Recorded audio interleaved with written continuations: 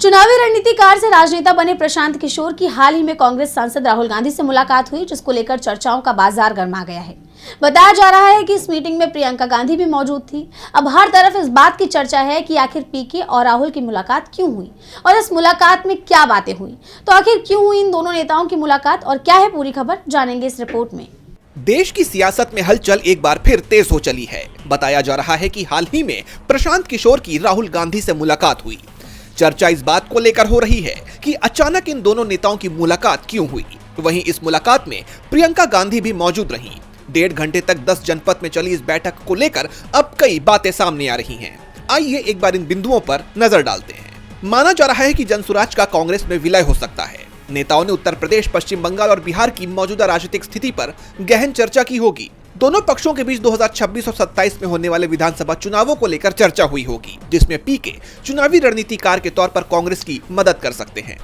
वहीं बिहार चुनाव के संदर्भ में कथित वोट चोरी, चुनावी पारदर्शिता और चुनाव आयोग की भूमिका से जुड़े मुद्दों पर भी सवाल उठे होंगे।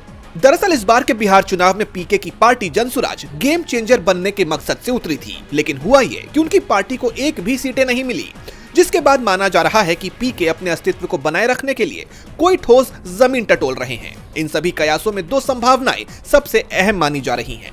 पहला तो ये कि पीके जनसुराज का कांग्रेस में विलय कर सकते हैं और दूसरा ये कि वो आगामी विधानसभा चुनावों में कांग्रेस के लिए चुनावी रणनीतिकार की भूमिका निभाते हुए दिखेंगे। हालांकि अभी कांग्रेस या पीके की तरफ से इस मुलाकात पर कोई आधिकारिक प्रतिक्रिया नहीं आई है।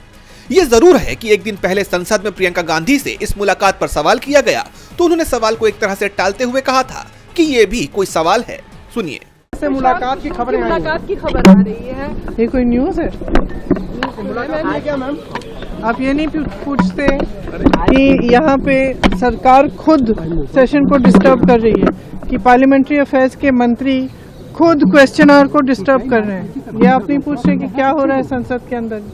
दरअसल यहाँ एक और बात जानना जरूरी है कि इससे पहले भी पीके कांग्रेस के संपर्क में रह चुके हैं। पीके ने साल 2021 में कांग्रेस को देश भर में मजबूत करने को लेकर एक विस्तृत प्रस्ताव दिया था। वहीं 2022 में उन्होंने सोनिया गांधी के आवास पर पार्टी हाईकमान के सामने प्रेजेंटेशन भी दिया, जिसके बाद उन्हें 2024 के लोकसभा चुनाव के लिए बनी टीम में शामिल होने का न्योता मिला था। हालांकि पीके ने उस प्रस्ताव को स्वीकार नहीं किया था। अब कुछ सालों के अंतराल के बाद एक बार फिर राहुल गांधी और प्रियंका गांधी के साथ उनकी मुलाकात को कांग्रेस की भविष्य की संगठनात्मक रणनीति और विस्तार के लिहाज से बेहद अहम माना जा रहा है। सियासी गलियारों में यह चर्चा गर्म है कि क्या इस बार पीके पूरी तरह से कांग्रेस का हाथ थामेंगे या सिर्फ एक रणनीतिक साझेदारी बनेगी। अब इस मामले में आगे क्या होता है, ये तो देखना होगा। डीबी लाइव की रिपोर्ट।